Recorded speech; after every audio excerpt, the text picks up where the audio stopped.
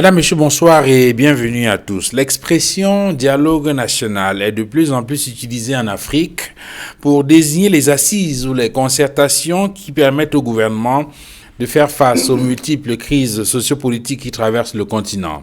Les crises post-électorales, les crises identitaires donnent généralement lieu à des rencontres tripartites ou multipartites pour remettre les États en difficulté sur les rails. On l'a vu au Gabon au lendemain de l'élection présidentielle de 2016, on l'a expérimenté au Congo ou en Guinée équatoriale, on se souvient de l'expérience ivoirienne avec la conférence de Yamoussoukro pour la paix. Mais alors, ces assises, très souvent appelées dialogue national ou dialogue politique, ont-elles, dans ces différents cas, permis de répondre aux défis auxquels ces pays sont confrontés? N'ont-elles pas été, dans bien de situations, de l'enfumage, ou mieux, des bouées de sauvetage pour ces régimes très souvent en perte de vitesse? Y a-t-il des exemples que l'histoire peut retenir comme modèle de réussite de dialogue national sur le continent africain? Toutes ces questions et bien d'autres constitueront la toile de fond de cette émission 237 débat. Merci, Madame, Messieurs, de nous recevoir chez vous.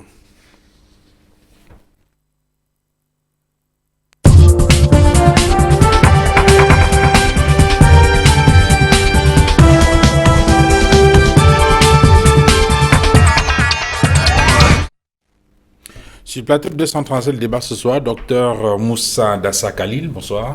Bonsoir Duval. Merci d'être venu sur ce plateau. Je vous en prie Duval. Vous êtes enseignant de droit privé fondamental au département de droit privé à la faculté des sciences juridiques et politiques de l'université de Douala. Oui, c'est bien ça Duval. Docteur Joël Raphaël Ouansi, bonsoir. Bonsoir, je suis heureux d'être là et de partager la science avec vous. Vous êtes juriste, internationaliste, puisque vous vous intéressez beaucoup aux questions internationales. Vous êtes spécialisé de droit international. Docteur Simon Serge Sor, bonsoir. Bonsoir Duval et bonsoir à tous vos téléspectateurs. Vous êtes historien? Effectivement. Et UPCiste, il faut le préciser. Surtout, ça me permet d'adresser un salut particulier à tous les compatriotes et nationalistes qui vont bientôt célébrer, n'est-ce pas, la commémoration de l'assassinat de Ruben national du Cameroun, Ruben Oumniobé. C'était le 13 septembre 1958. Et si vous le permettez, I would like to send a special greeting to all my brethren of Northern and Southern Cameroon. Today, I hope we are going to give them some arguments to lead us directly to a dialogue which can recall peace in our country. Docteur Étienne Seignou, bonsoir. Bonsoir Duval. Je vous présente comme sociologue. Sociologue, tout à fait. Et je dis aussi bonsoir aux Camerounais qui nous écoutent.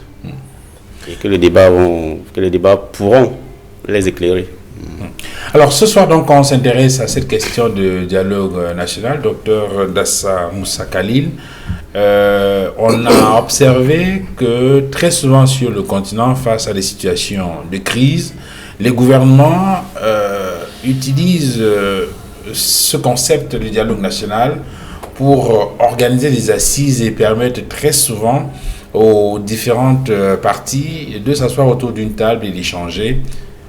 Lorsqu'on parle du dialogue national, qu'est-ce qu'il faut mettre dans ce concept? Oui, je vous remercie Duval pour cette question d'entrée de jeu. Il faut déjà dire que lorsqu'on parle du dialogue tout court, il faudrait revenir peut-être à la littéralité même du dialogue. Quand on parle du dialogue, le dialogue vient du concept ou bien du mot grec dialogos.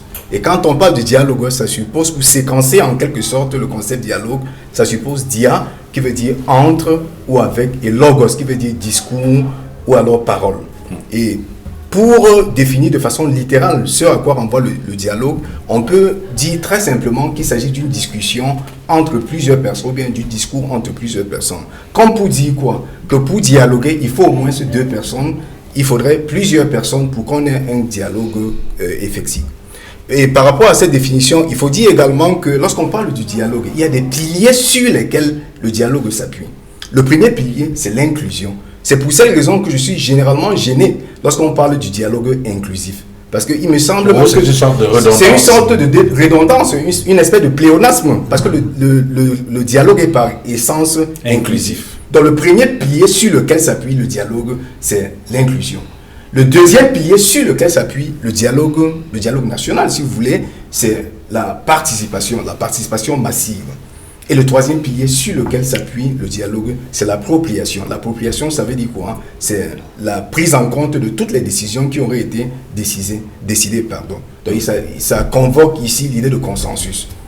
Et le quatrième point sur lequel le dialogue s'appuie, c'est la viabilisation, c'est-à-dire la viabilisation, l'implémentation de toutes les décisions qui auraient été prises pendant le dialogue. Autrement dit, lorsque un de ces piliers manque, il y a un problème. Il y a problème. Donc, pour revenir très simplement, on parle 1, l'inclusion, 2, la participation, 3, l'appropriation, 4, la viabilisation. À cela, on peut ajouter d'autres piliers qui sont accessoires. J'ai coutume de parler de la sincérité des acteurs et le fameux pacta sunt servanda, c'est-à-dire le respect de la parole donnée qui devrait en quelque sorte être la matrice du dialogue national. Alors, Dr. Mansi, peut-être un ou deux éléments à compléter dans cette compréhension du concept de dialogue national tel que présenté par Dr. Ndassa. Oui, il y a d'autres piliers qu'il faut compléter, n'est-ce pas? C'est la vision, ce que les partenaires au dialogue, ce que les forces recherchent, justement, la vision qui est projetée à l'intérieur du dialogue, n'est-ce pas? Parce qu'on ne dialogue pas pour rien. Et là, il faut donc voir la raison pour laquelle le dialogue a été convoqué et l'objectif qui doit être atteint à la fin du dialogue par les acteurs. Exactement. Et ensuite, il y a ce qu'on appelle les conditions objectives du milieu. Est-ce que les activités de la société, est-ce que la société elle-même a atteint un certain niveau soit de désallégation, soit d'incompréhension, soit de rupture du contrat social pour que le dialogue puisse être convoqué. C'est-à-dire que quand on parle de rupture du contrat social, ça veut dire qu'on est en situation de crise. En situation de crise. La crise, ça peut être économique, la crise, ça peut être politique, et la crise, même souvent, pour le cas de l'Afrique, ce sont des questions institutionnelles. Donc le déficit de démocratie, par exemple dans un État, peut susciter une demande de dialogue par la société elle-même. Alors sur cette question, Dr. Sor, moi je vais un peu jeter un pavé dans la mare parce que je crois que mes copanélistes vont très vite en besoin. D'abord, il ne faut pas que nous rentrions dans, n'est-ce pas, une espèce de panier qui comporte tout. Et justement, ça va se passer comme les analyses qu'on fait sur le dialogue en Afrique. On aura l'impression que ça ne comportait rien. Le dialogue, ce n'est pas les pourparlers, ce n'est pas les négociations, ce n'est pas les conférences, ce n'est pas la convention. Il faut qu'on s'entende très bien. Tous ces mots, même si souvent, dans le langage courant, on a l'impression qu'on peut les associer, parce que j'ai entendu mes copanélistes dire et être d'accord. Non. La première vertu du dialogue, comme c'est un discours entre, c'est d'abord essayer de vous ramener à vous parler. Et vous savez, la parole qui est la plus proche du dialogue, c'est la palabre. Vous savez que vous pouvez palabrer très longtemps. Mais la vertu, une fois qu'elle est ouverte, c'est que ça arrête souvent une situation de tension. C'est pour ça que contrairement même à l'introduction, je dirais que le dialogue a toujours apporté quelque chose. Mais n'oublions pas que les solutions du dialogue n'ont pas souvent vocation à être aussi pérennes. Parce que la première règle, par exemple, prenons un cas banal là. Quand vous vous retrouvez dans un conflit où les enfants sont en train de se battre, on les arrête. Et souvent, on leur dit, on dialogue. Parce qu'on veut comprendre ce qui se passe. Donc, oui, mais après avoir compris ce qui se passe, il faut bien prendre des mesures pour anticiper. Oui, mais là, le dialogue a déjà résolu son problème. Oui, mais si vous avez résolu ce problème de façon, je vais dire quoi, de façon circonstancielle, peut-être pour... Mais il est justement fabriqué pour des circonstances ponctuelles. Oui. Il n'est pas structurel. Le dialogue n'a jamais été structurel. Le dialogue est conjoncturel. C'est pour ça que quand nous allons aller plus en profondeur, vous allez voir tous ceux qui pensent souvent que les dialogues en Afrique n'ont rien porté. Moi, je crois que beaucoup se trompent. Ces dialogues ont très souvent avancé. Mais justement, l'erreur qu'on fait, c'est qu'on veut faire porter au dialogue ce qu'il n'a pas vocation à porter. Si on rentre dans les détails... Alors, vu sous cet angle-là, le dialogue est d'abord une sorte de saupoudrage. Non, c'est une sorte d'ouverture de porte. Le dialogue ouvre les portes par la parole. C'est le bon mot, c'est la logothérapie. C'est-à-dire que, comme les gens ont commencé à se parler avec les armes, on veut qu'ils parlent par exemple avec la parole, sachant que la parole va faire taire les armes. S'ils se sont commencé à se parler par la force physique, on les ramène à se parler par la parole entre eux. Et après, on verra la suite. Voilà souvent le terme. Oui, je voulais ajouter quelque chose par rapport à la préoccupation du docteur, enfin pas préoccupation du docteur Sow. Je voulais dire ceci, que lui, il insiste plutôt sur les vertus du dialogue. Pourtant, on n'y est pas encore. J'étais en train de planter juste le décor par rapport. Je ne parlais pas des vertus du dialogue. Donc, le dialogue pris sous sa forme intrinsèque et les vertus du dialogue, c'est deux choses entièrement différentes. Il faudrait qu'on s'entende là. Absolument. Docteur Signou, sur ce premier jet-là, en rapport avec la compréhension de ce concept du dialogue national. Oui, je pourrais simplement dire que le dialogue national est une forme de débat de société. Le débat de société qui peut être, tout à l'heure, le compagnie disait que inclusif, c'est une forme de pléonasme, mais en réalité, quand on dit inclusif, c'est parce qu'on ne veut pas que certaines catégories soient exclues. Donc ça inclut tout le monde, d'où le mot inclusif. Pour bien faire des précisions. Donc, le dialogue est un débat de société. Donc, en réalité, pour vous, ce n'est pas forcément du pléonasme, ça peut être une forme d'emphase. D'emphase, effectivement, parce que, voilà, étant donné ce qu'on a vu dans le passé, avec la tripartite, qui avait seulement, qui était un dialogue entre le pouvoir et l'opposition et la société civile. Or, il y a d'autres acteurs de la société qui n'étaient pas du peuple, l'ensemble du peuple n'était pas. Alors quand on parle de dialogue national, c'est toute la société, comme ce que le président a prévu pour ce qui va arriver. Docteur Lassa, sur ce concept de dialogue national, quelles sont les formes, les formes que ce dialogue national peut prendre? On a vu dans certains États des commissions, des rencontres, des assises, lorsqu'on parle de dialogue national, ça peut se présenter sous quelle forme? Voilà, je vous remercie, Duval. Il faut déjà dire par rapport au format même susceptible d'être mis sur pied en ce qui concerne le dialogue national. Il faut dire qu'il n'y a pas de stéréotype en ce qui concerne le dialogue national. Donc on peut imaginer, le copaniste tout à l'heure parlait de la fameuse tripartite de 1991 au Cameroun, qui a lieu en 1991-92 au Cameroun. Voilà, donc il mettait en place trois protagonistes, le pouvoir en place, la société civile et les partis d'opposition. Donc on peut imaginer, peut-être avec l'appel du président de la République, qu'il y ait un format multipartite qui consiste à mettre sur pied toutes les personnes sans aucune exclusive. Et je reviens même sur la préoccupation, quand je parlais du dialogue national. Dialogue national, ça suppose qu'on associe tout le monde. On n'a plus besoin de dire dialogue national. Toutes les composantes de la nation. Lui-même, il a fixé le cap. Je ne voulais pas revenir sur le discours parce que ce n'est pas le prétexte aujourd'hui, en précisant qu'à l'occasion de ce dialogue national, il y aura certainement les forces de défense, il y aura le représentant du clergé, le représentant de toute la société civile, toutes les forces vives, n'est-ce pas, de l'État qui seront associées à ce dialogue.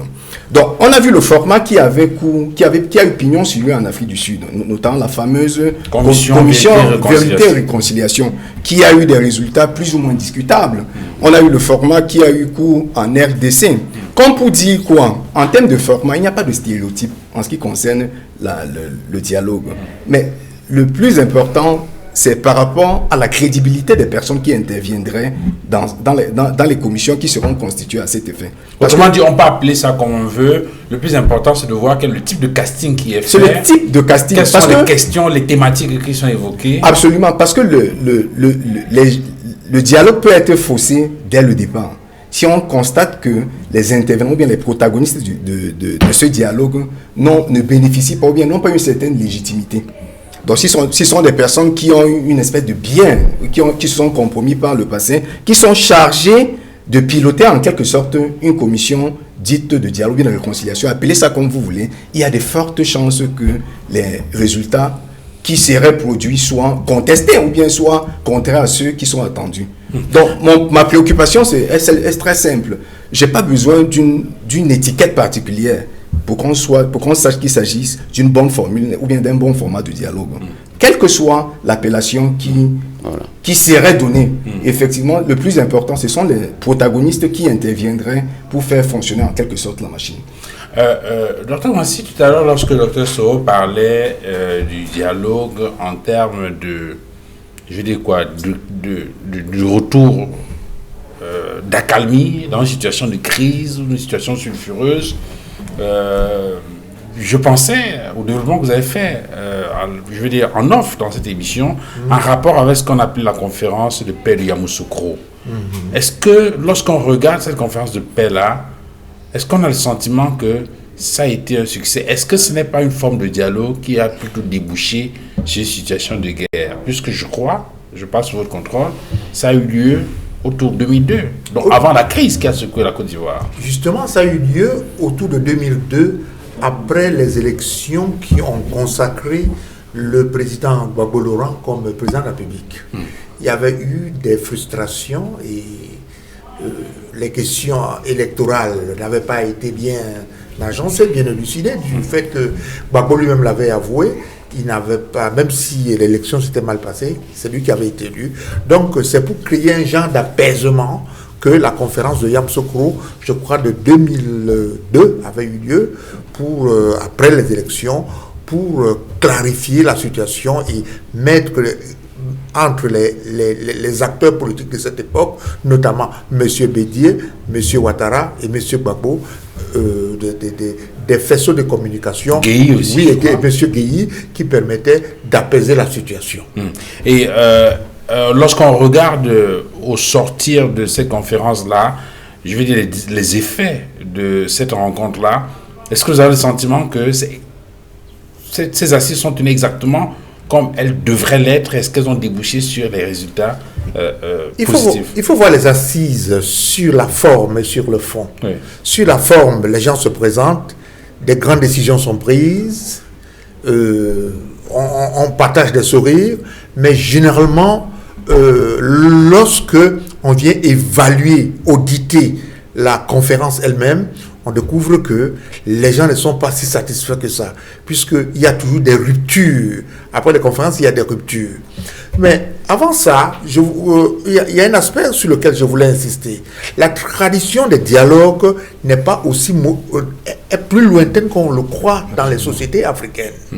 Le Ngondo est une forme de dialogue que les peuples Sawa avaient institué pour pouvoir régler les questions foncières, les questions civiles entre les peuples du littoral, entre les peuples de la ville de Douala.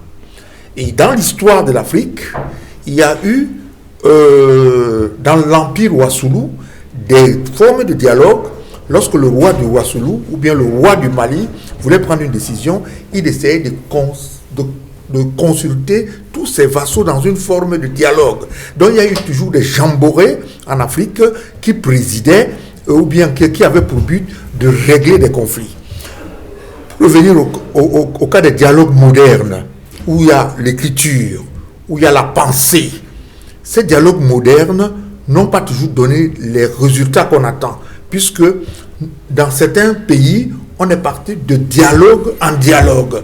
Et les dialogues ont suscité beaucoup plus de crises qu'ils n'apportaient des solutions. Je prends le cas de la Côte d'Ivoire et je prends le cas du Libéria. Le Libéria a connu deux guerres.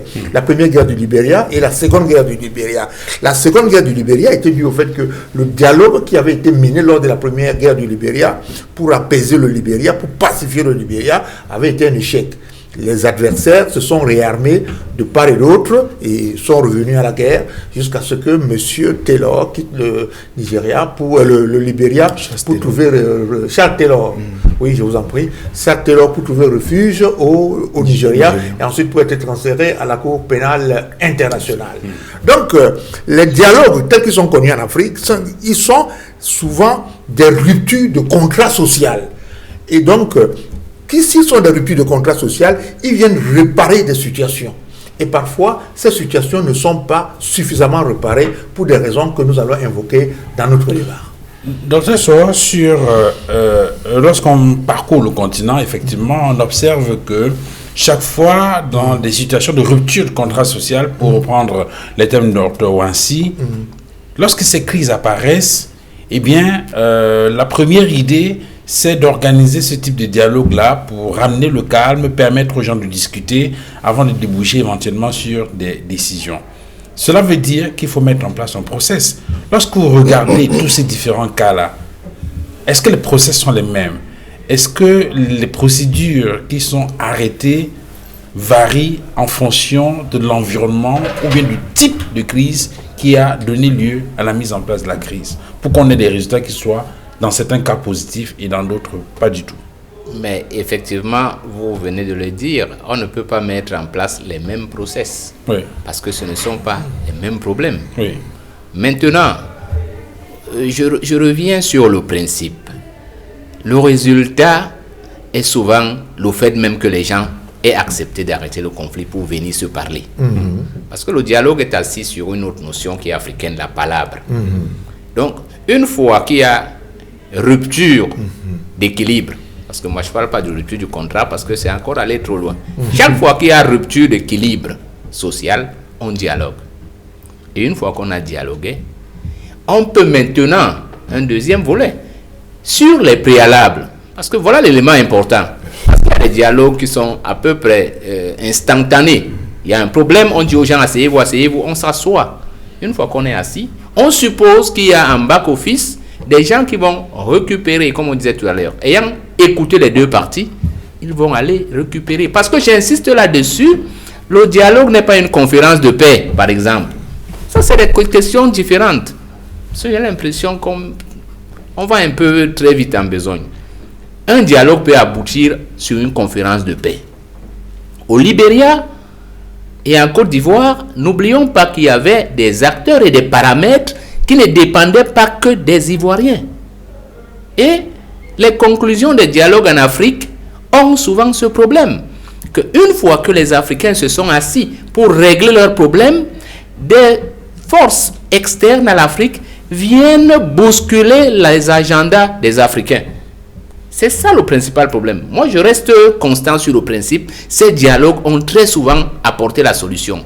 Mais l'implémentation de la solution a eu un problème du fait du contexte. Parce que beaucoup de structures mises en place pour gérer les États indépendants de l'Afrique, nous le savons tous, ont, bon gré mal gré, échoué entre des mains que je qualifierais un peu d'inexpertes. Et le dialogue comme la loi est souvent tributaire des forces en présence. Docteur Soro, si on prend à tout hasard comme ça l'exemple du dialogue en Guinée équatoriale, puisque vous avez évoqué le cas de l'impact des forces exogènes. Si on prend le cas du dialogue en Guinée équatoriale, celle qui a été initiée par le président Obiang entre le 16 juillet et le 21 juillet 2018, on a bien vu que l'objectif au départ, selon le président, c'était une sorte de permettre une plus grande ouverture. Mais malheureusement, dans la convocation du dialogue, on a observé que certains partis politiques, notamment de l'opposition, je prends le cas de la principale formation politique de l'opposition, a décidé de ne pas venir, de boycotter, en estimant que les garanties de sécurité, par exemple, pour ceux qui étaient en exil, n'étaient pas évidentes. Et au bout du compte, on a remarqué que même au niveau de la signature des actes de clôture de cette conférence ou bien de ce dialogue national, il y a des signatures qui ont manqué. Ce qui, pour pas mal d'observateurs, est une sorte d'échec. Est-ce qu'à ce niveau-là, il y a eu, je veux dire quoi, une force, est-ce qu'il y a eu un impact des forces extérieures? Il y a eu un problème de préalable. Parce que vous savez, comme on le dit souvent, quand vous posez une question, vous devez déjà avoir la réponse. Quand on convoque un dialogue, il y a déjà des choses auxquelles on s'attend. Et les deux parties ou les trois parties impliquées doivent convenir de l'objectif. Ils seront différents, ils sont des opposants parce que peut-être ils ont des voix différentes. Mais ils conviennent. Dans le cas de la Guinée équatoriale, nous savons tous que nous avons affaire là, comme je disais maintenant, à des mains qui ont hérité des gouvernements en Afrique et qui ne pensent que dans leurs intérêts, dans la perpétuation d'un système qui permet de sauvegarder les acquis, même quand ils engagent le dialogue. Donc, comme disait tout à l'heure l'un des panélistes, il y a souvent un manque de sincérité. Mais pour moi, ça n'exclut pas le fait qu'il y a eu déjà ce pas. Maintenant, l'autre élément que vous évoquez en termes d'échec, eh bien, il est dû au fait que si des gens ont mis des préalables, qu'il y aurait des problèmes de sécurité, on peut, avant même de commencer le dialogue, les résoudre. Si on ne les résout pas, le dialogue ne commence pas. Si le dialogue a commencé et qu'il y a eu des absents, on gère ça en poste. Il y a toujours des problèmes. Parce que quand on commence un dialogue, c'est comme lorsque vous avez un conflit, par exemple, celui qui avait cours en RDC, au problème des élections. On savait très bien qu'il y avait, comme on dit en politique, il ne faut pas viser ni trop haut ni trop bas. Ceux qui étaient au pouvoir visaient autre chose. Ils visaient une réforme de la Constitution et une prorogation du mandat de Kabila. Alors, tout le monde va vous dire que le dialogue de la Saint-Sylvestre a échoué, mais non. C'est grâce à ce dialogue qu'on a fait une élection, bonne ou mauvaise, qui a fait que le président Kabila ne viole pas la Constitution. Vous voyez? Donc, la lecture des résultats doit aussi mettre en place les scénarios. Quand on commence un dialogue, il y a plusieurs scénarios. Et à chaque scénario correspond une certaine réponse. Maintenant, à la fin, c'est normal que souvent, comme le dialogue pose un problème qui touche toutes les couches sociales et toute la société, il est évident que si on refait un sondage, étant donné que c'est les mêmes qui restent souvent au pouvoir, la grande majorité est souvent toujours mécontente. Voilà le vrai problème. Oui, mais il vient déjà, du moins je viens de voir le docteur venir sur les causes du dialogue. Pourquoi les dialogues deviennent des questions urgentes en Afrique? Il pose ce problème. Et je crois que c'est la question la plus importante. Oui, pourquoi ils deviennent des questions urgentes? Si je vais reprendre, paraphraser ce qu'il pense. Il devient des questions urgentes tout simplement parce que, à un certain moment, que ce soit pour les questions, il y a rupture de bonne gouvernance. Parce que j'ai lu le professeur... Vous êtes gentil, professeur. Il y a absence de gouvernabilité objective. J'ai lu le professeur Boussi Boulaga sur la question des conférences nationales en Afrique. Il est clair dessus. Il dit qu'il y a besoin de dialogue, il y a ouverture de conférences nationales, tout simplement parce qu'il y a déficit démocratique. Une société est dynamique. Une société nationale est dynamique. Elle se fait avec les institutions qui sont en place.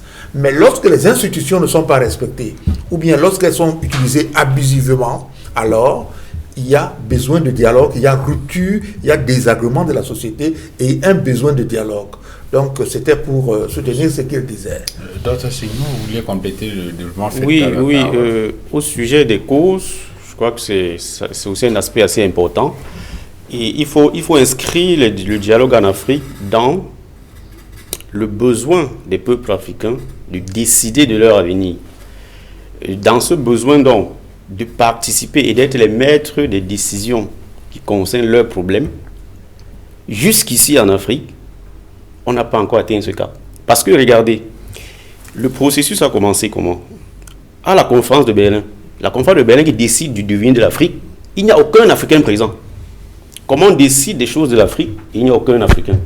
On arrive à la conférence de Versailles, après la Première Guerre mondiale. Les Blancs s'asseyent à la SDN pour décider du sort des colonies qui ont été arrachées à l'Allemagne. Aucun Africain n'est présent.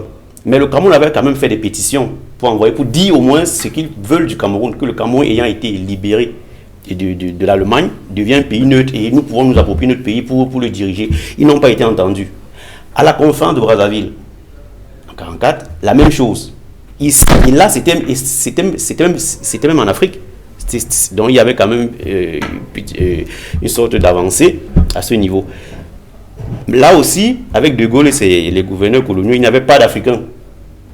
Comment donc on décide? J'arrive. Je viens en lui disant que les territoires africains avant les indépendances ne sont pas considérés comme les États. J'arrive. Je suis en train de faire une démonstration. J'y arrive. Maintenant, quand le colon s'en va à l'indépendance, qu'est-ce qui se passe? Quand la France est aux prises à l'UPC, il y a besoin de table ronde pour négocier comment on va gérer le pays, comment les thèmes de l'indépendance, comme ça s'est passé dans d'autres pays. La France a refusé toute négociation, il n'y a pas eu de dialogue. On est à l'indépendance sans élection. Et voilà, le système s'est institué. Et en 90, donc, c'est ça qui a expliqué l'ampleur de la révolte. En 90, le peuple voulait parler. Et là aussi, il y a eu une sorte de résistance où on n'a pas pris tout le peuple, on a pris une partie, la partie de quelques personnes, on a dirigé, et puis même les thèmes n'ont pas été assez respectés jusqu'à aujourd'hui. Donc, et maintenant, si aujourd'hui, donc, on dit maintenant qu'on va ouvrir le débat à toute la société, comme le président l'a dit, ça veut dire que c'est l'avancée,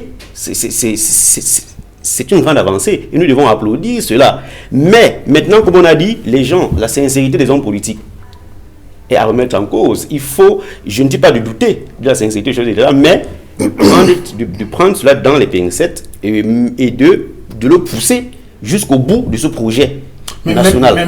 Mais en parcourant, en prenant il y a d'autres exemples à travers l'Afrique, des crises récentes qui ont débouché sur la mise en place, je veux dire, sur la création de ce type d'assises-là. Est-ce qu'il n'y a pas il a parlé tout à l'heure des préalables, est-ce qu'il n'y a pas de préalables qu'il faut prendre en compte pour être sûr que c'est bien balisé pour obtenir les résultats qui sont escomptés? Le problème en Afrique, c'est que quand on va au dialogue, c'est un jeu de dupes. Le pouvoir, il va au dialogue en Afrique généralement sous la contrainte. C'est un dialogue que le pouvoir n'a jamais voulu. En réalité, le régime en place cherche une boue de sauvetage. Tout à fait. Cherche un peu à souffler. Il dit, bon, on va voir. Et il cherche à contrôler. Je prends le cas du Zaïre, sous Mobutu. Il avait accepté la conférence nationale, contrairement au Cameroun. Ouais. Mais il a tout fait pour ne jamais appliquer tout ce qui sortait de là. Et quand on a formé un gouvernement avec un premier ministre, il a nommé notre premier ministre. On avait nommé Tshisekedi. Alors que le gouvernement qui était issu de la conférence nationale souveraine devait être chargé de l'implémentation des mesures qui avaient été prises au cours de cette conférence-là. Et le président Mobutu il a nommé la fameuse. Et puis il y a aussi l'exemple du Gabon. Il y a une conférence nationale, mais Bongo a tout fait. Et elle n'était pas souveraine. Et je tiens aussi à faire une précision. Il y a deux formes de conférence nationale.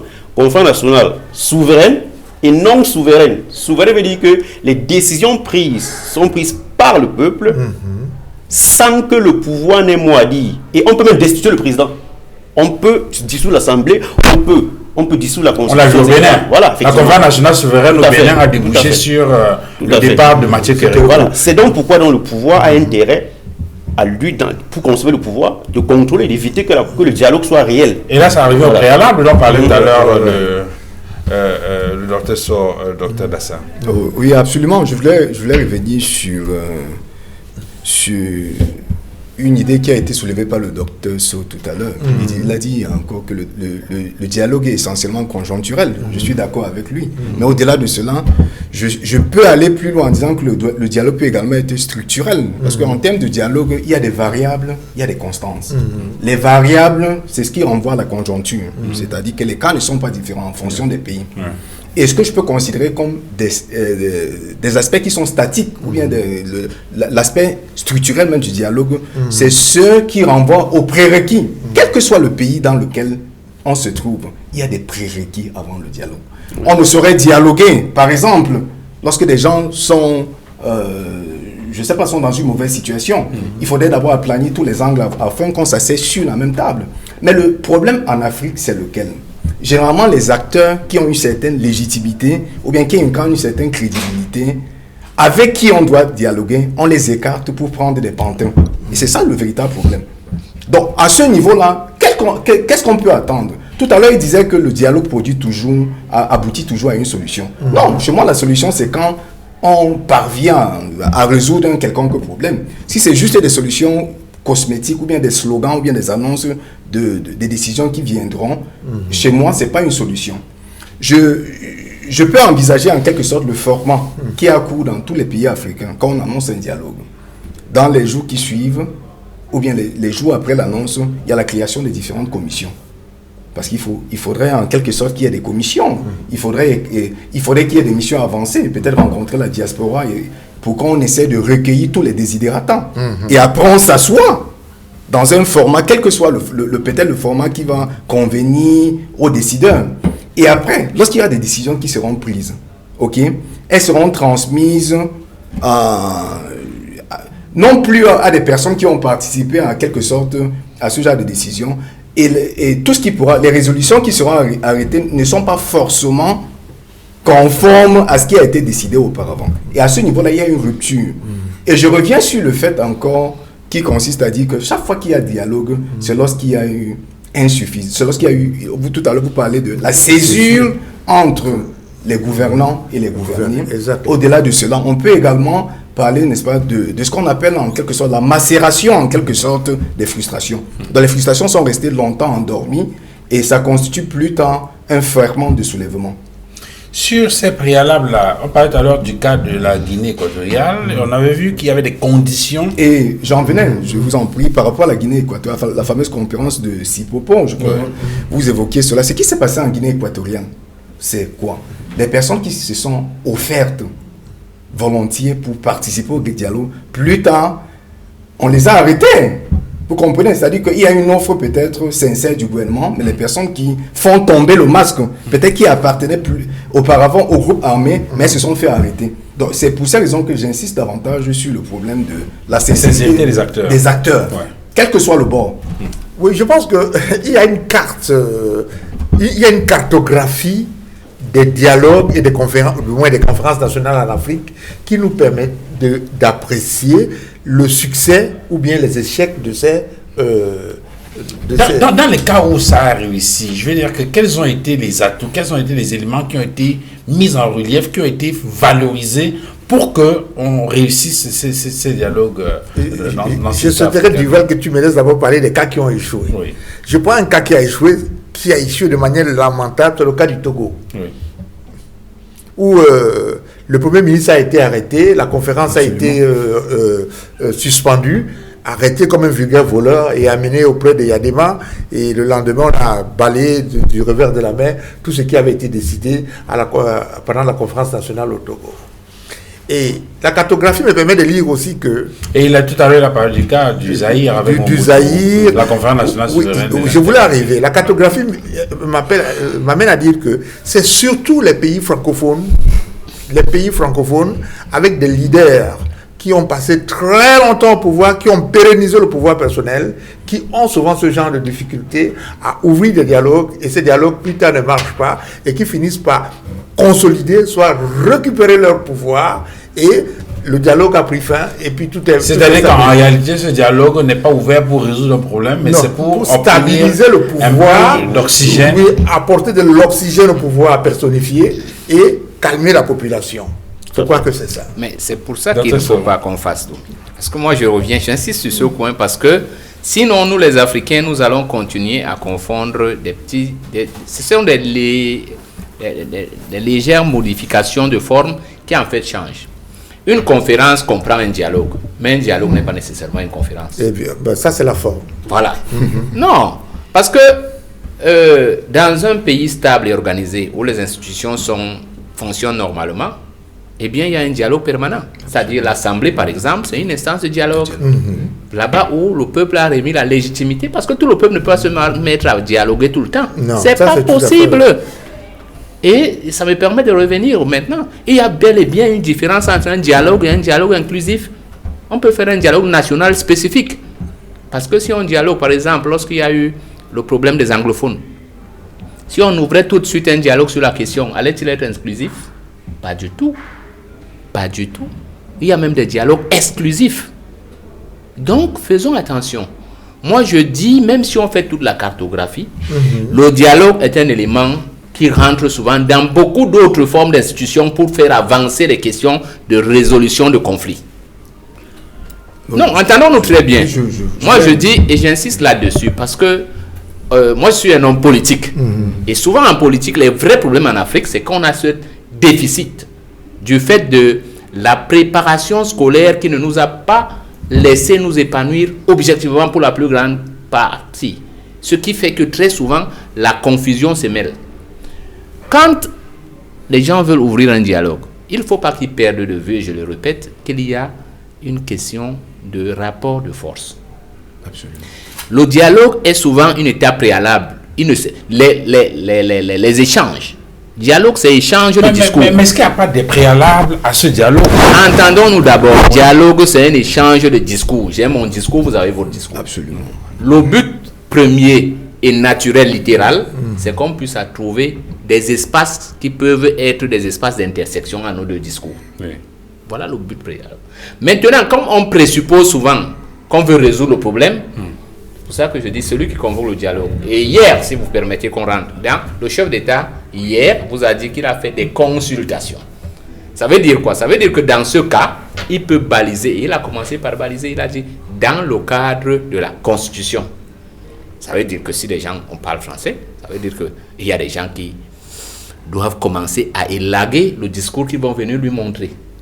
Et après, il a dit le Cameroun restera un et indivisible. Absolument. Ça veut dire qu'il y a encore beaucoup de questions qui sont tombées.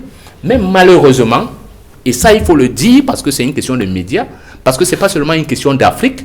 Si nous prenons la cartographie mondiale, nous allons voir qu'il y a très souvent des dialogues. Après ces dialogues, on a gardé les conclusions au tiroir. Oui, je voulais... Je suis d'accord avec. Et je dis, comme nous voulons parler de l'Afrique, le collègue a fait tout à l'heure une approche très sincère. Et vraiment, c'est l'occasion de le remercier parce que très souvent sur les plateaux, on veut défendre son point de vue. Le problème de nos dialogues, c'est que les bases de la construction de nos États n'ont pas permis aux institutions d'être des instances. On va développer ça tout à l'heure. Je voudrais que le docteur Lassa réagisse sur le développement que vous avez fait tout à l'heure, avant qu'on ne revienne sur l'argumentation. Oui, j'insiste. En fait, il a bien fait de dire tout à l'heure que le dialogue peut être spécifique.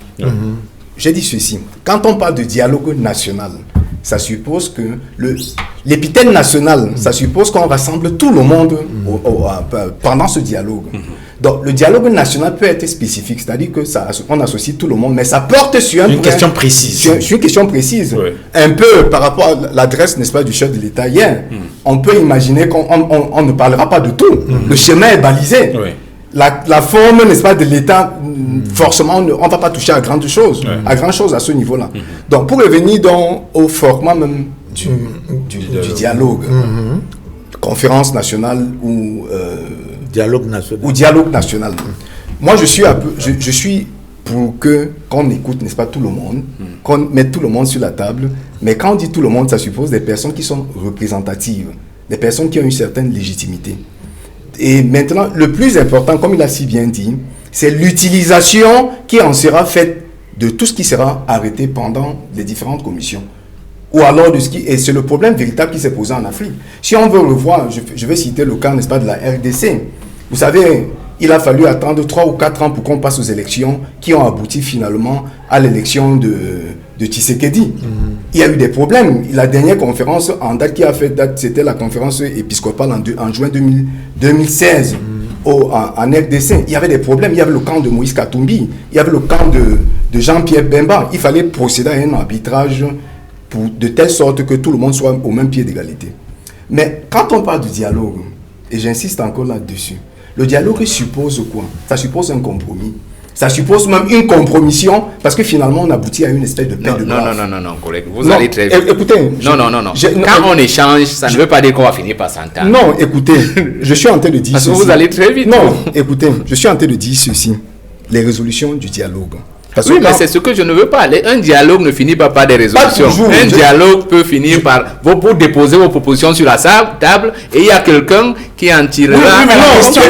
Écoutez, c'est important ce que je veux dire. Sinon, ça ne servira à rien de s'asseoir. Si on s'assoit juste pour le plaisir de s'asseoir, écoutez. C'est pas un plaisir. Non, je suis en train de dire ceci. C'est comme vous demandez au point de vue. Je vous en prie. Docteur So, je suis en train de dire ceci. Quand il y a dialogue, c'est pourquoi on a fait un diagnostic. Le diagnostic, c'est lequel? Il y a un problème qui se pose. Oui. Donc, pour éviter soit d'arriver à une guerre civile et autres, ou une déflagration, une espèce de déflagration, ou bien une espèce d'implosion, on est obligé, n'est-ce pas, de se parler. Et très souvent, il peut arriver qu'il n'y ait pas, qu'on ne s'entende pas. Oui. Mais pour préserver peut-être l'intérêt général ou bien des acquis, on peut parvenir. C'est-à-dire que chacun accepte s'humilier. Oui. C'est-à-dire que chacun accepte perdre. C'est pour ça qu'on parle de compromission. C'est pour cette raison que j'ai parlé non seulement du compromis, mais même de la compromission. Compromission, ça suppose que vous perdiez, n'est-ce pas, ce que vous avez de cher. Oui. Pour sauvegarder l'intérêt général. Ouais. Parce qu'en termes de dialogue, les résolutions de dialogue, c'est pas toujours pour plaire à X ou à Y. Exactement. Il y a des décisions qui ont une dose d'amertume, qui en sortent. C'est pour cette raison que je parle de la compromission et je peux encore parler. Et j'ai également parlé de la paix de brave. Ouais. Finalement, il n'y a personne qui est gagnant dans le dialogue. C'est-à-dire que quand je dis... Qui est perdant. Perdant. Ou alors perdant ou gagnant, si vous voulez. Dans le sens... Quand je parle de gagnant, personne ne peut revendiquer la victoire. Exactement. Finalement, la victoire, c'est celle de qui? C'est celle du peuple. Ouais. C'est à ce niveau-là que j'ai parlé de la paix de brave. C'est là tout, je veux dire, le cœur du débat. Pourquoi organise-t-on ces assises? Pourquoi organise-t-on ces concertations?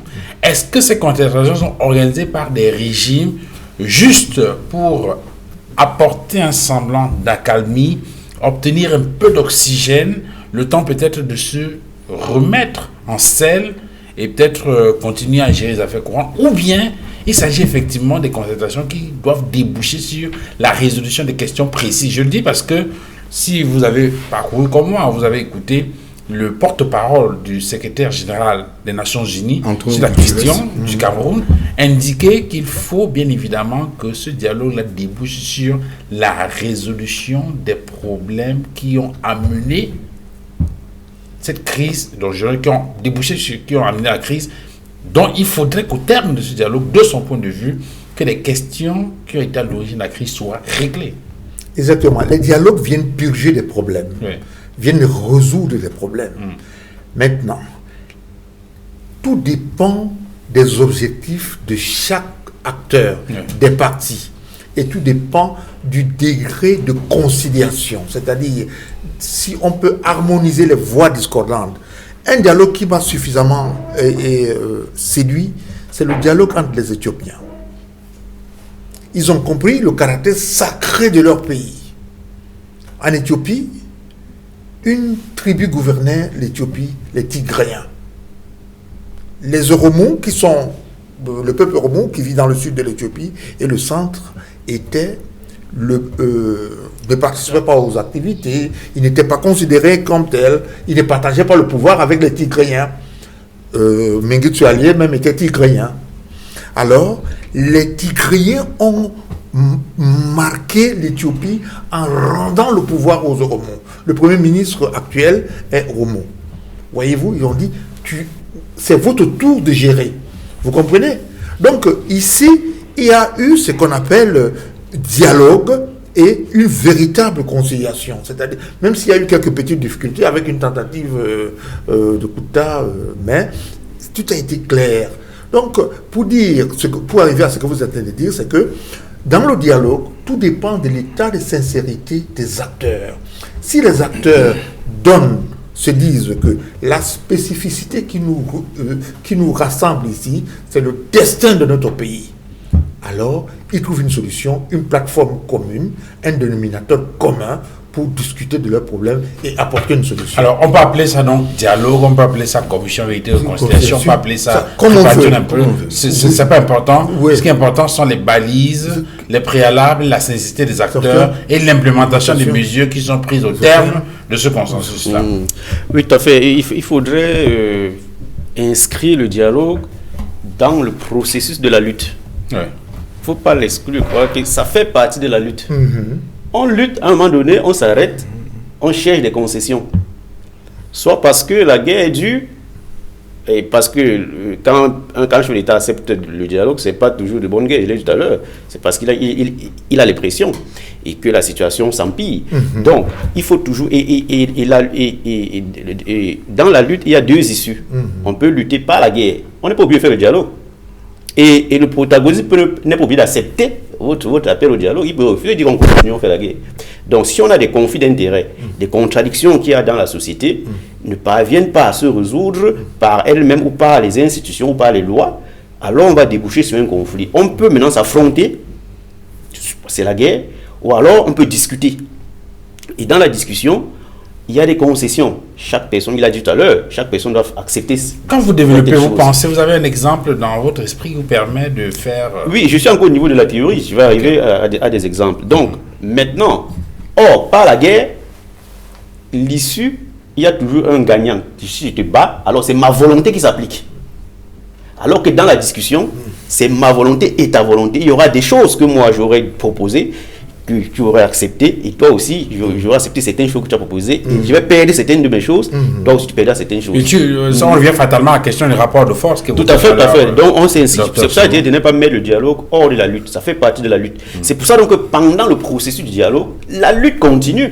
Le pouvoir cherche à contrôler le processus du dialogue, mettre ces gens, etc., contrôler, de sorte que même les textes qui vont sortir de là Et il faut bien comprendre que même, par exemple, la crise anglophone qui s'est vue, c'était lié à l'absence d'un dialogue en 61, un véritable dialogue. Parce qu'à la conférence de Fumban, j'ai lu un ouvrage là-dessus qui explique exactement comment ça s'est passé.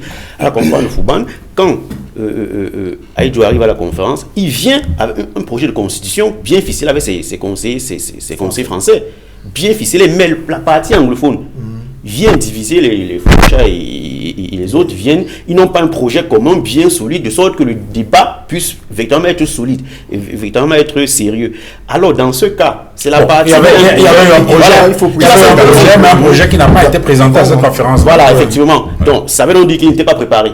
Non, même au-delà de cela, pour revenir à la conférence de Fumban, il faut préciser qu'il y a eu un rôle trouble joué par John Goufonchan et la duplicité des acteurs. Voilà, effectivement, c'est surtout à ce niveau-là qu'on disait. Voilà, donc, quand vous représentez la partie anglophone, et ça nous rattrape. Donc, dire qu'il n'était pas préparé n'est pas très juste. Non, c'est pas très juste. Voilà. Donc, il y a une duplicité. Si vous venez par un projet, ça veut dire que vous... Non, il n'y a pas de projet. Voilà, ça veut dire que tu viens avec tout. Comme un élève qui s'en va préparer un examen. Tu ne vas pas dire j'ai laissé mon stylo à la maison, non? Mais c'est pour ça que le timing du dialogue, même si sa convocation est un enjeu. Voilà. Très souvent, celui qui finit par convoquer le dialogue a de l'avance sur les autres. Très souvent. Parce que les autres qui engagent souvent le conflit ne s'attendent pas à dialoguer. Ils imaginent. Moi, on prend un cas qu'on essaye de négliger souvent. Prenons le cas de la guerre du Biafra. Quand Odjougou commence la guerre, il déclare même qu'elle sera très courte. Il dit que dans 6 mois, l'armée nigériane va se rendre compte que il ne fallait pas la peine de commencer à mettre à l'écart les Ibo. Et fort du jeu trouble des acteurs internationaux, comme je disais maintenant, parce que quand vous regardez la répartition dans cette guerre, les États-Unis et l'URSS se retrouvent d'un côté, du même camp de l'État fédéral, tandis que la France et quelques pays africains commencent à soutenir les sécessionnistes. Sauf que quand la guerre commence à montrer son vrai visage à Odjougou, au moment où il commence à appeler au dialogue, Gowon lui dit qu'il ne négocie plus, qu'il s'agit d'une simple rébellion et qu'ils vont la mater. Et ils l'ont maté et ça a donné ce que ça a donné. Comme pour apporter de l'eau dans son moulin. Parce que le dialogue reste un conflit, c'est une prolongation de conflit mais non armé. Vous en direz de même pour l'UPC pendant les guerres d'indépendance? Absolument. Mais ce que peut-être nous aurons l'occasion après-demain de venir sur votre plateau pour dire aux Camerounais, parce que même dans le contexte qui est le nôtre, notre plus gros déficit souvent, c'est l'ignorance du processus qui nous a amenés là où nous sommes. Déjà, le processus de 500 ans qui a voulu faire de nous des simples objets et la bataille rude que les Africains ont menée pour continuer à être respectés aujourd'hui. Et il a évoqué maintenant l'esprit de Berlin qui continue. C'est-à-dire qu'on ne veut pas laisser les Africains résoudre leurs problèmes eux-mêmes. C'est ça. Alors, dans ce contexte, dans le cas de l'UPC par exemple, on ne dit pas souvent aux gens que même 10 jours avant son décès, Oumnioben négocie encore. Il est venu voir le chef, le père de Dika Akwaïsi, qui lui a proposé en solution au regard de ce qu'il avait mis sur la table comme élément qui est entré en action. Il lui a dit de traverser du côté du Cameroun occidental pour qu'on puisse débattre. Parce que la question avait été posée à l'ONU et l'UPC avait rappelé à l'ONU que comme ils n'ont pas voulu accepter la table ronde pour adopter des solutions camerounaises, la première c'était quoi? C'était qu'il fallait harmoniser nos héritages culturels. On ne serait pas en train de se crêper les chignons sur l'anglophonie et la francophonie. On aurait pu choisir un modèle éducatif qui soit camerounais, qui fasse la synthèse des deux. On aurait pu depuis longtemps choisir un système judiciaire qui soit harmonisé, qui soit purement camerounais, et on n'en serait pas là. On pouvait même aller plus loin, choisir une langue qui n'avait rien à voir avec le français et l'anglais, qu'on n'en serait pas là. Ce sera l'objet d'une émission dans les toutes prochaines semaines. Ce projet de réunification avant l'indépendance qui était porté par Ruben Oumniobé, qui d'ailleurs, dont je veux dire, l'assassinat sera commémoré dans quelques jours. C'était, on s'en souvient, le 13 septembre 1958. Prenons, en restant sur le cas du PC, c'est une résistance qui a échoué. Oui, effectivement, la résistance de l'UPC a échoué, effectivement, à cause de l'absence de dialogue. Non, ne dites pas qu'elle a échoué. Dites qu'elle n'a pas réussi à 100%, parce que non, il faut savoir faire l'histoire. Écoutez, vaincu. Non, ok, termine. Laissez-moi ce que je vais dire. Si je dis que l'UPC a échoué, je sais pourquoi je le dis. Parce que si l'UPC avait gagné, c'est que c'est l'UPC qui est au pouvoir aujourd'hui. L'objectif qui s'était fixé a été atteint à moitié. Donc, la réussite devait être s'ils avaient obtenu l'indépendance et contrôlé le pouvoir à l'indépendance. Voilà ce qui s'est passé. Donc, s'il y a eu échec, c'est à cause de l'absence du dialogue. Et l'absence du dialogue n'était pas du côté de l'UPC, c'est du côté de la France qui n'a jamais voulu dialoguer avec l'UPC. Exactly. Et c'est ça qui est assez atypique dans l'histoire du Cameroun qu'on ne comprend pas. La France n'a jamais voulu dialoguer. La France a simplement voulu extirper Oumioubé de la masse, l'intégrer dans le gouvernement et qu'il marche, qu'il essaie de se retourner sa veste, de se compromettre et puis de livrer le Cameroun, voilà, etc. C'était pas, il ne venait pas pour dialoguer. Et même les accords qui sont signés, qu'il avait signés, c'était pas, il y a écrit, il signait simplement. C'était des processus, c'était des contrats signés par le DOL. En fait, donc dès les bases, les fondements de l'État du Cameroun se sont constitués sans dialogue. On a imposé des choses de l'extérieur. Et je vous rappelle même que le discours de proclamation de l'indépendance, d'ailleurs le 1er janvier, a été rédigé par un Français, Paul Oda. Donc ici, il est seulement venu dicter. Donc tout était mis sur pied par la France. Alors, le Cameroun n'a pas eu mot à dire depuis que l'État camerounais s'est constitué. C'est donc pourquoi je dis que l'occasion qui a été donnée par l'État de faire ce dialogue-là et de l'ouvrir à tous les acteurs de la société est une aubaine qu'il faut saisir. Et quand je vois les gens de l'opposition passer le temps à dire c'est là, ils ne savent même pas ce que le chef d'État a donné. Il a donné même plus que ce qu'on réclamait. Parce que ce qu'il a donné là, c'est l'occasion maintenant de saisir pour tout dire. Parce que le dialogue national est l'occasion où le peuple déverse tout ce qu'il a à dire. Tout ce qu'il a à dire. Et c'est je veux dire, Étienne, est-ce qu'on peut auditer une proposition comme celle-là avant qu'elle ne soit mise en marche? Parce que c'est beaucoup de bons points là. Hein? Oui, c'est un bon cadeau, mais moi, est-ce qu'on peut auditer, est-ce qu'on peut voir que c'est très bon avant que ça ne soit mis en marche? Vous qui venez de parler, vous qui venez de dire avec quel boulet nous avons hérité de nos indépendances, avec quelles difficultés, et puis vous nous dites que c'est bien ce que... Est-ce qu'on se débarrasse de ces horribles? Je dis ceci, écoutez bien ce que je dis. L'UPC avait réclamé ce dialogue, la France n'a pas accordé. Et plus tard, à l'indépendance, il n'y a pas eu d'élection. Oui, mais et même pas de constitution. Et même pas de constitution. La proclamation en 60. Les constitutions étaient écrites en France et puis apportées ici. En 90, il y a eu cet essai, il y a eu une tentative, mais on a sélectionné seulement une partie de l'élite pour gérer. Et aujourd'hui, donc, c'est l'occasion maintenant qui est donnée au peuple, le président donne l'occasion à tout le peuple de maintenant de s'exprimer.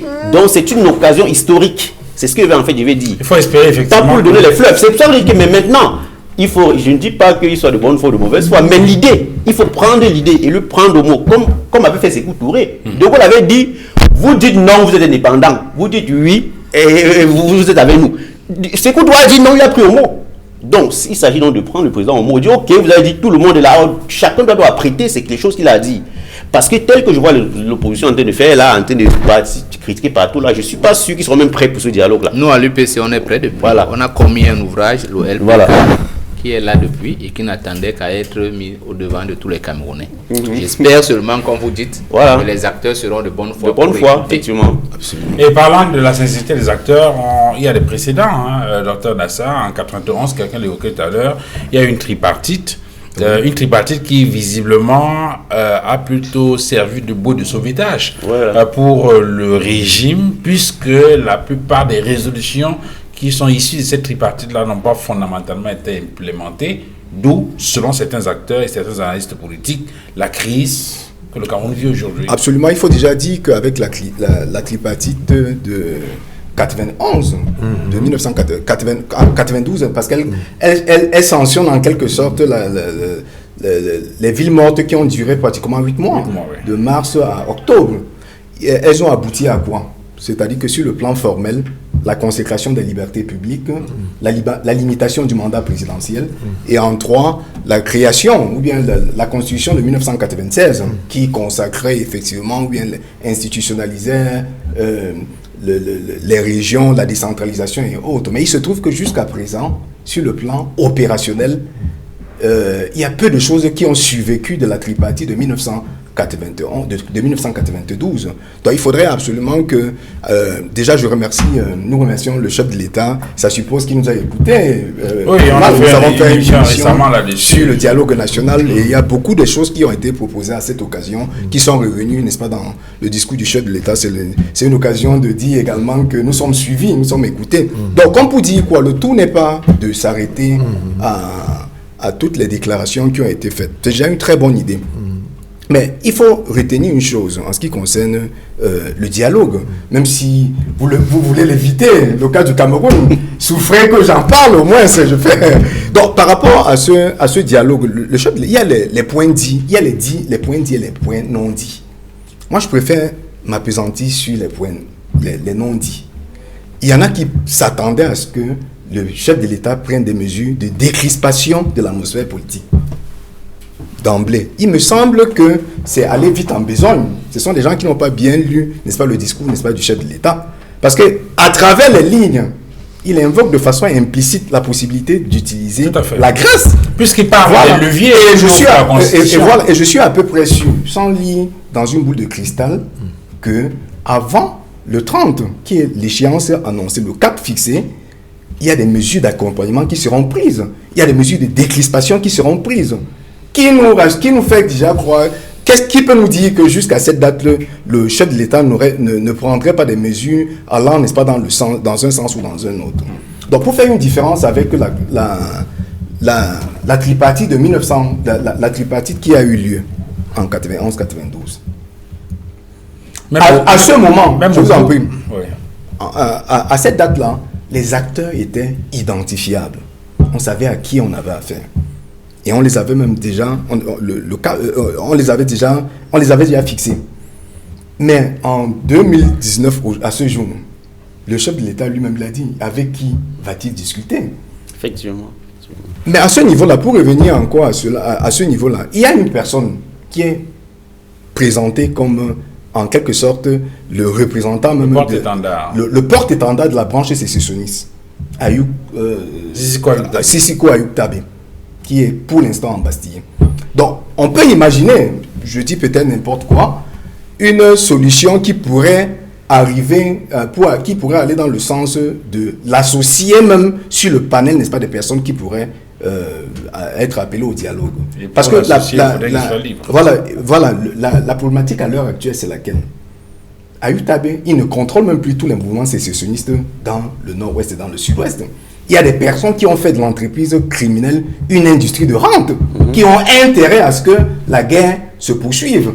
Donc c'est du coup, et c'est ce qui fait en sorte que il est très difficile, la situation dans le nord-ouest et dans le sud-ouest, ça a toutes les allures d'une hydre. C'est-à-dire on ne sait pas finalement à quelle tête s'attaquer.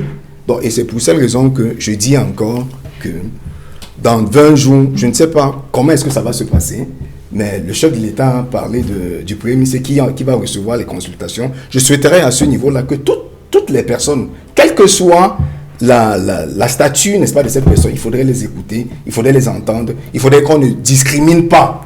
Il ne faudrait pas qu'on fasse des faux procès d'intention avant, n'est-ce pas, cette consultation. Parce qu'il y va, n'est-ce pas, de l'avenir du Cameroun, il y va de l'avenir, n'est-ce pas, du pays dans 10 ou 20 ans au moins. Quelles sont les précautions qui peuvent être prises, Dr Wansi, pour qu'un tel dialogue puisse déboucher sur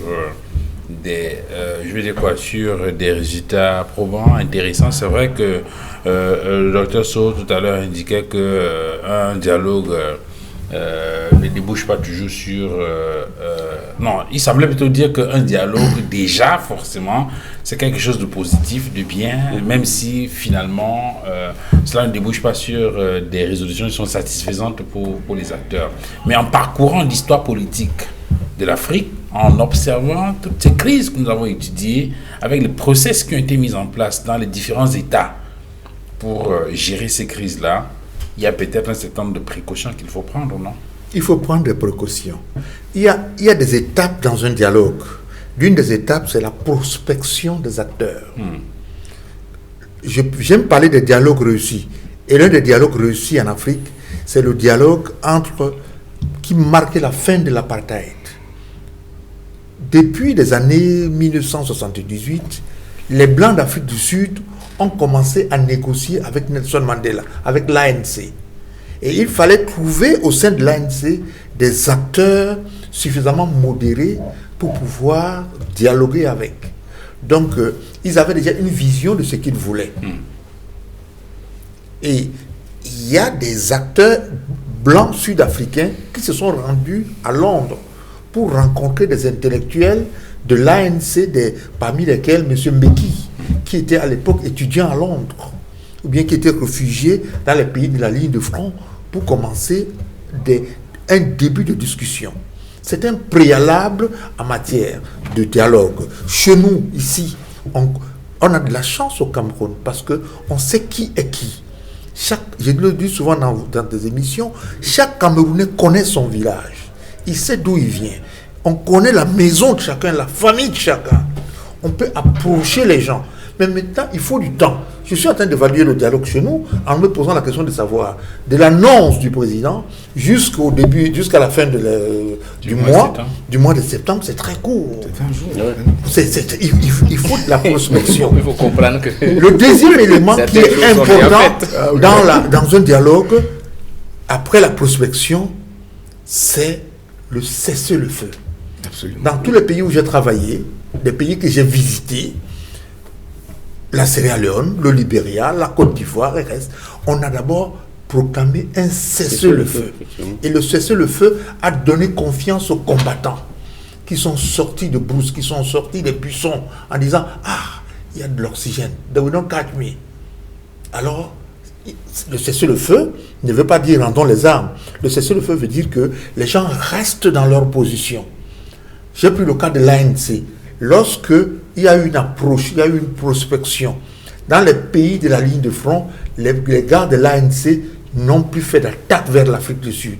Et l'Afrique du Sud n'a pu envoyer ses avions bombarder les gens au Mozambique et en Rhodésie. Donc, ce sont des étapes. Tout ce qui a été dit hier, moi j'ai l'impression que ça a été dit un peu dans la précipitation. Dire que moi je ne vois pas comment en 20 jours... Mais sur cette question plutôt ainsi, on sait que, je parlais tout à l'heure du cas de la Guinée équatoriale, le président Teodoro Obiang prend la décision le 4 juillet. Oui. Et le dialogue national s'ouvre le 16. Mais c'est pour ça que ça échoue. Voyez-vous? Non, moi je ne pense pas, parce que écoutez bien. J'ai parlé de prospection. Écoutez bien ici. Etienne, j'ai parlé de prospection. Oui, la prospection, il faut savoir comment on parle. Non, mais il y a un élément important que vous semblez oublier. Le dialogue est une lutte dans un conflit. Et le modèle que vous présentez, c'est quand les acteurs et l'espace, la ligne de démarcation sont visibles. Absolument. Moi, je prends un cas simple que vous avez évoqué. Quand vous allez parler d'un cessez-le-feu au Cameroun, comment vous allez le présenter clairement? Parce que dans le cas d'espèce, on n'arrive même pas encore à identifier où sont les origines du front. Ce qui veut dire quoi?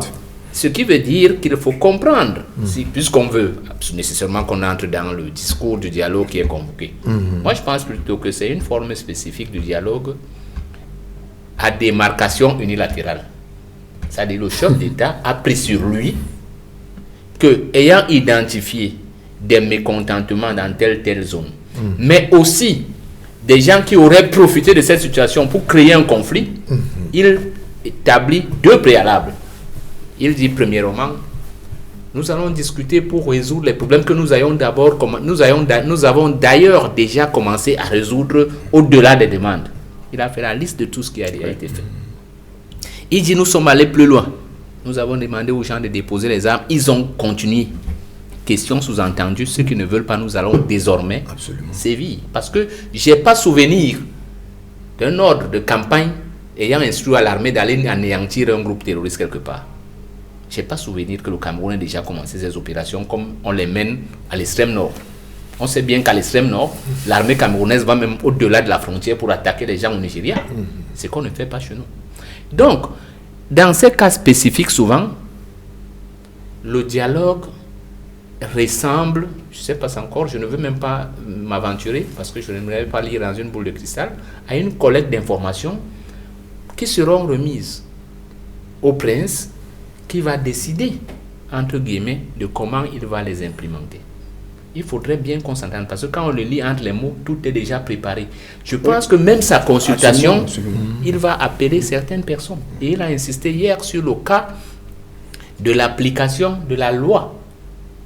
Pour dire aux gens qu'il ne faut pas qu'on confonde que la sécession ne fait pas partie de ce débat et tous ceux qui l'ont apporté sont sanctionnés conformément à la loi. Maintenant, si nous parlons maintenant en soucieux d'une stabilité plus longue pour notre cher pays en tant que UP6 là maintenant, nous dirions bon, il y a une erreur de casting parce que on aurait peut-être d'abord demandé aux Camerounais de mettre sur pied une commission de conciliation. Vous l'avez évoqué. Elle peut être officielle ou officieuse. Peut-être qu'elle a fait sa commission officieuse, mais elle n'est pas bonne. Parce que s'il veut vraiment un dialogue, le cardinal Toumi demande depuis la All Anglophone Conference, il aurait pu créer une commission qui devienne une commission de contact qui va rencontrer les gens des 2 ou 3 ou 4 camps différents pour que le moment venu, ces gens soient plus réceptifs. Parce que quand on regarde les réactions qu'on avait hier sur les plateaux, on a l'impression qu'il y a une grande incompréhension. Rien n'indique que cela ne sera pas fait. Hein. Dr. Seyou, vous vouliez... Oui, je voulais dire un mot sur le calendrier qu'on estime être trop proche, trop bref. Pour préciser ceci, quand vous êtes en lutte, mais vous savez ce que vous réclamez. Et il faut être prêt à tout moment. Parce que même quand l'adversaire annonce le dialogue, parfois c'est même pour prendre à contre-pied. Si vous n'êtes pas prêt, on va dire donc vous déclamez le dialogue tous les jours, voilà le dialogue, vous ne dites rien. C'est pour ça que je dis que il faut être prêt, il faut savoir ce qu'on veut. Même s'il disait que c'est dans 2 semaines, dans une semaine, non, les gens devaient être prêts. Et je profite que le problème anglophone se pose depuis 61, oui, absolument. Ou au plus 72. Et c'est pas seulement le problème anglophone, toute la société. Et chacun sait ce qu'il a dit. Oui, absolument. La conférence, le débat, c'est seulement quoi? Rédiger un texte pour poser ses réclamations. Oui, quelle qu'en soit la corporation. Oui. Alors, parlant de timing, si on reste sur le cas du Gabon, on se souvient qu'il y a eu une élection présidentielle le 27 août 2016 au Gabon, mais c'est quand même en mars 2017 que le président Bongo a ouvert le dialogue national dans le sens du règlement de cette crise post-électorale. Alors, peut-être au terme, les résolutions qui en sont issues, pour certains, c'était une bonne chose puisque ça a donné lieu à des modifications structurelles, institutionnelles et constitutionnelles. Pour d'autres, c'était que du pipeau puisque jusqu'ici, la plupart des mesures, certaines mesures qui ont été prises jusqu'ici n'ont pas été réglées. Donc la question du timing, on peut la relativiser. Oui, je reviens par rapport au casting, le cas du Gabon que vous évoquez si bien. Vous savez, jusqu'à présent, Jean Ping continue à contester la légitimité de Ali Bongo. Donc malgré le dialogue, vous savez, il y a eu un dialogue qui s'est tenu au Gabon. Mais on a... Jean-Pi n'était pas associé à la table, aucun représentant du parti de Jean-Pi n'était associé. Je crois que s'il y a même eu un représentant du parti de Jean-Pi, certainement c'est quelqu'un qui a il a fait fausse route, en fait il a lâché Jean-Pi et puis il s'est rallié à l'équipe gouvernante. Donc comme pour dire quoi, tant que les acteurs du dialogue, ou bien tant que le dialogue va discriminer, n'est-ce pas, les points lourds, à l'occasion, quel que soit, n'est-ce pas, le cas, forcément les résultats seront biaisés. Donc pour revenir à ce que vous disiez tout à l'heure avec l'évocation, et souffrez que je revienne en quelque sorte dessus, parce que je ne peux pas passer là comme ça. Le chef de l'État a offert une main tendue au groupe armé. Il y a le comité national de démobilisation, désarmement et réintégration, n'est-ce pas, de ceux qui se sont compromis ou bien ceux qui sont retrouvés impliqués dans la crise du Nozo. Mais il se pose un problème, comme le docteur le disait encore tantôt. Il serait difficile d'aboutir à des solutions probantes tant qu'il n'y a pas véritablement cessé le feu. Et on ne peut pas imaginer que l'armée recule, n'est-ce pas, de ses positions. Parce que vous avez parlé tout à l'heure, n'est-ce pas, du cessez-le-feu. Et j'attire également l'attention, n'est-ce pas, de certaines personnes qui jubilent, qui se disent que au lendemain du 30, le Cameroun deviendrait un État parfait. Non, mais... Le 30, c'est juste le début. C'est une maturation. C'est un processus qui pourra durer 1 ou 2 mois. Il y aura des décisions qui seront prises, mais l'implémentation, ça pourra prendre un peu de temps. Mais on compte, il faudrait déjà que le casting soit transparent et qu'il bénéficie de l'adhésion populaire. Et à partir de là, parce que si le casting est faussé, forcément, je crois qu'on a accouché d'un mort-né. Il faudrait déjà, à partir du casting, que les personnes qui ont une certaine crédibilité, qui ont une certaine représentativité, qui ont un ancrage même sur le plan national, puissent être associés à cela. On peut également faire une espèce de consultation. Le chef de l'État a parlé d'une consultation. Ça suppose que les consultations ont commencé depuis. Il me semble qu'il y a eu une petite rencontre en Suisse. Il y a le gouvernement suisse et belge qui sont intervenus même dans la conception, je ne sais pas, dans les consultations et autres. Je crois que c'est le moment de clarifier tout et d'exposer tout. Parce qu'il y va de l'avenir de notre pays. Autre argument que je veux apporter pour montrer que c'est une grande opportunité qui nous est donnée là, avec ce dialogue. Il faut bien comprendre que le dialogue n'est pas obligatoire. Le régime n'est pas obligé d'accepter. Il peut subir des pressions et il reste jusqu'au bout. S'il est jusqu'au boutiste, il y a eu des cas comme ça. Je prends l'Allemagne. Bon. Il laisse avec la perdu la guerre depuis 1942. Jamais il n'a demandé qu'on dialogue avec les Alliés. Jamais. Et tous ses collaborateurs qui sont allés discuter avec les Alliés, Himmler et Göring, il les a démis de leurs fonctions, il les a désavoués. Donc, le président pourrait faire un Joukobouti, mais il s'en renferme sur lui, il ne dit pas de dialogue, Donc, s'il le fait, effectivement, donc, on ne peut pas voir un petit pas et négliger. Donc, c'est un petit pas, mais il faut récupérer, le peuple doit récupérer cela et en faire un problème national. Ça c'est important, je crois qu'on a évoqué ça déjà. Moi, ce qui m'intéressait, c'était davantage de voir, en observant, avec tous les cas qu'on a étudiés, que ce soit des cas où ça a réussi ou les cas où ça a échoué, moi, ce qui m'intéressait, c'est davantage de voir quelles sont les leçons qu'il faut tirer en termes de précautions à prendre dans le sens d'un dialogue qui permette, au bout du compte, justement, de régler les problèmes pour lesquels le dialogue a été construit. Oui, des précautions.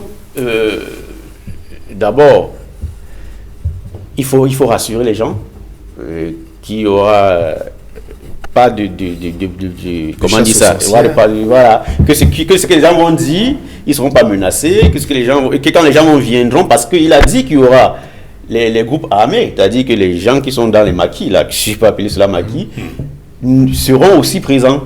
Donc, quelles sont les garanties qu'ils ne vont pas venir, on les arrête? Parce qu'on a vu des dialogues comme ça, on invite des gens, et les gens viennent dialoguer, on les arrête.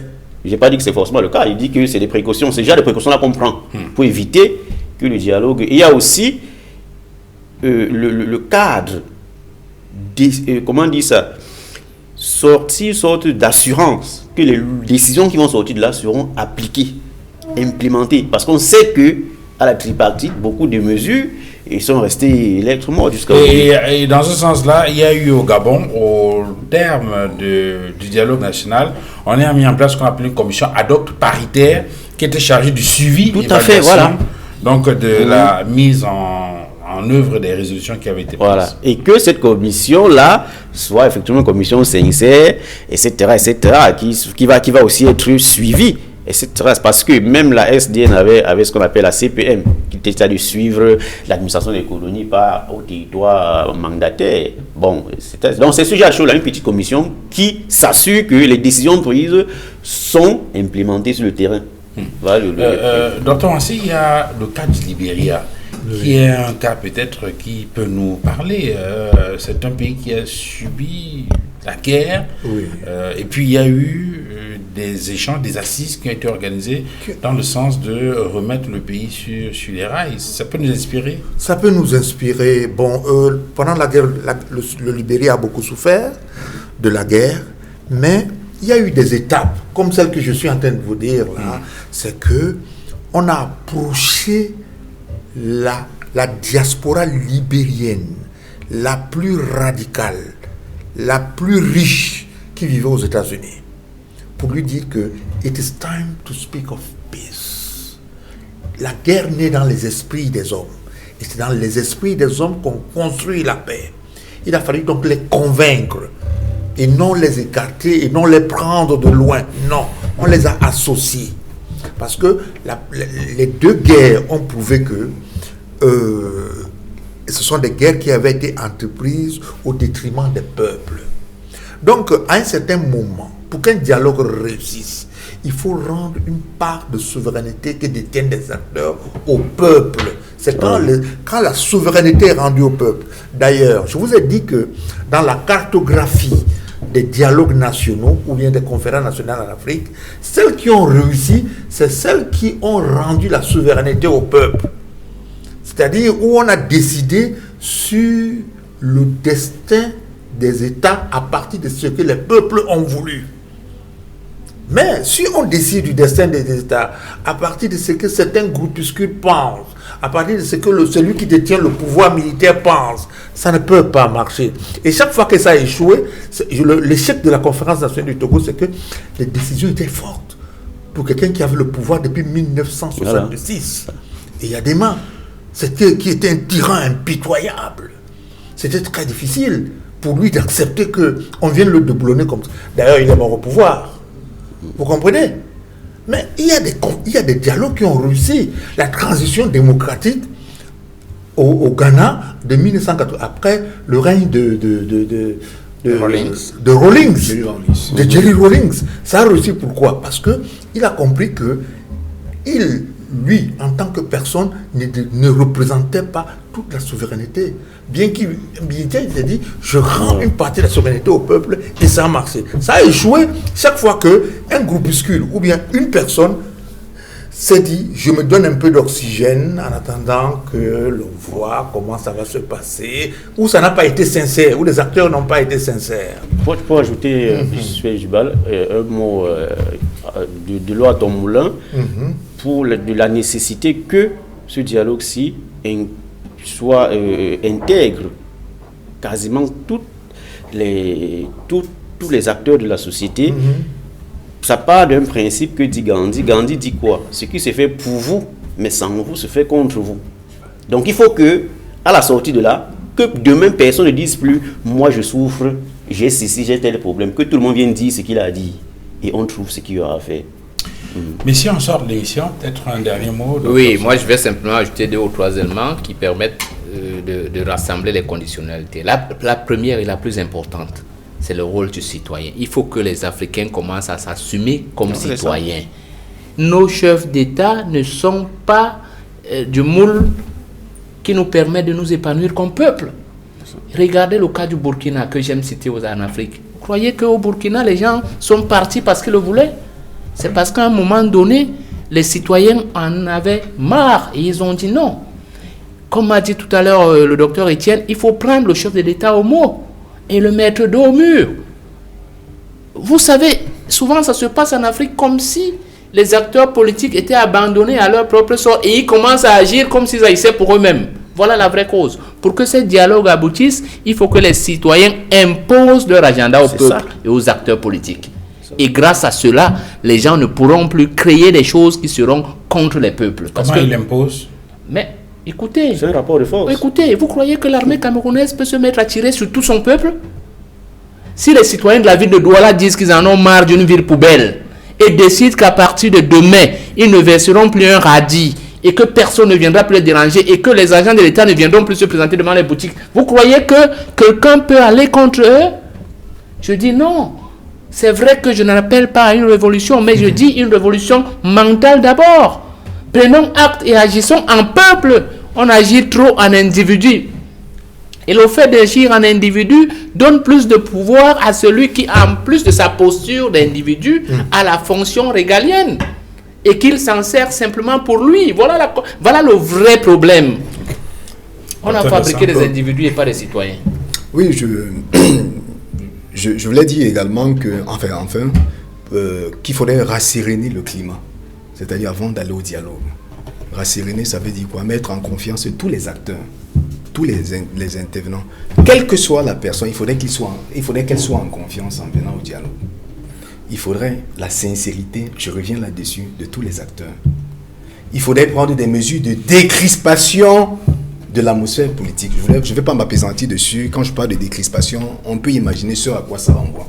Parce que tel que la situation est tendue, tel que les rapports sont conflictuels, je dirais même conflictogènes, si on ne prend pas des mesures qui visent à rasséréner les acteurs, le dialogue risque de produire un pétard mouillé. Alors, avant de vous laisser continuer, dans le même sens, puisqu'on parle des cas qu'on a vécu en Afrique, dans le cas justement de la Guinée équatoriale, c'est vrai que quand j'en parle, le docteur Wansi me rappelle que ça a échoué. Les acteurs avaient proposé un certain nombre de conditions, la venue d'observateurs internationaux, l'amnistie totale et la libération des prisonniers politiques. Pour continuer. Oui, allant dans le sens de la décrispation politique, ailleurs même, on doit déjà se féliciter que l'adresse du chef de l'État est surtout insister sur le dialogue national. Ailleurs, on aurait pu penser à l'intervention, n'est-ce pas, des forces étrangères. Internationales. Voilà. Dans certains pays, comme les pays scandinaves et autres, il y a les notions de médiateur et d'ombudsman qui servent en quelque sorte de tampon. On pouvait également imaginer ce genre de scénario. Mais à mon sens, peut-être pour terminer, je dirais que je souhaiterais que celui qui chapeaute même la commission de réconciliation soit quelqu'un de neutre, soit quelqu'un qui n'ait soit aucune acquaintance avec un parti politique, soit avec le régime en place, pour un minimum de crédibilité. Le président a annoncé que ce sera le Premier ministre. Bon, le cap est déjà fixé. Messieurs, on va sortir de cette émission. Merci infiniment d'être venu sur ce plateau. Merci, docteur Etienne Seignou, d'être venu sur ce plateau. Vous êtes sociologue. Merci au docteur Simon-Serge Sor d'être venu. Merci à vous et merci à tous les téléspectateurs qui nous ont suivis. Voilà, vous êtes historien. Merci, docteur Joël Raphaël Wansi, d'avoir accepté de venir échanger avec nous. Vous êtes juriste et internationaliste. Merci à vous, docteur Moussa Khalil Dassa, d'être venu sur ce plateau. Merci Duval et merci également à tous les téléspectateurs qui nous ont suivis jusqu'à cette heure avancée de la nuit. Merci à vous, madame, messieurs, d'avoir regardé cette autre livraison de 237 débats. Je vous souhaite une excellente soirée. Au revoir.